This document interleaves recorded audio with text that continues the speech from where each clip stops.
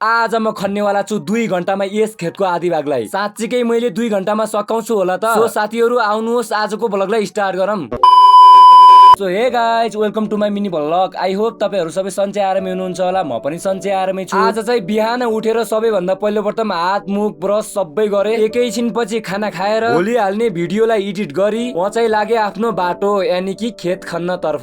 Time पनि over भइसकेको थियो, लगभग 12 बज्ने बेला भइसकेको थियो। त्यसै कारणले गर्दा म चाहिँ छिटो गएँ। सो हेर्न सक्नुहुन्छ गाइज, हाम्रोतिर चाहिँ यस्तो चट्टानमा पनि गोठहरु हुने गर्दछ। बर्खाको समयमा भेडा बाख्राहरुलाई यही राख्ने गर्दछन्। केही समय हिँडेपछि म चाहिँ पुगिसके आफ्नो खेतमा पुगेर टाइम वेस्ट नगरी मैले चाहिँ छिटो खेत खन्न तर्फ लागे। खेत चाहिँ अलिकति खनेको थिएँ, उतिखेर चाहिँ मलाई एउटा सोच आयो। कुरो के हो भन्दाखेरि च्यालेन्ज गर्छु भनेर सोचे। मलाई चाहिँ 4 बजे घर जानु पर्ने थियो। बाटोमा भिडियो बनाउँदा यता उता गर्दै 2 बजिसकेको थियो। सायद ढिलो नभएको भइदिए भए म चाहिँ यो च्यालेन्ज नगर्ने थिएँ होला। समयले डाँडो काटिसकेपछि त मेरो केही लागेन। त्यसैले गर्दा समाएर बाउसो घुमाएर टाउको म चाहिँ खन्न लागे। केही समयको कडा परिश्रम पछि मैले चाहिँ यो खेत पनि खनिसके। समय चाहिँ कति लाग्यो भन्दाखेरि 3 बजेर 57-58 मिनेटमा चाहिँ मैले सकाएको थिएँ। आकाशबाट पानी पनि पर्ला जस्तो थियो। त्यसै कारणले गर्दा अब चाहिँ लाग्नु पर्छ मैले घर। बाउसोलाई यही राख्ने कि घर लाने भनेर सोचिरहेको थिएँ। भोलि पर्सितिर पनि यही आउनु पर्ने छ। त्यसै कारणले गर्दा छोडिदिम यही राखिदिन्छु भनेर मैले चाहिँ यही राखे। लुकाउने ठाउँ चाहिँ एकदमै दामी छ है, कसैले लगिदिने पो हुन् कि। अघि चाहिँ म जंगल आएको थिएँ, अहिले चाहिँ म रोडै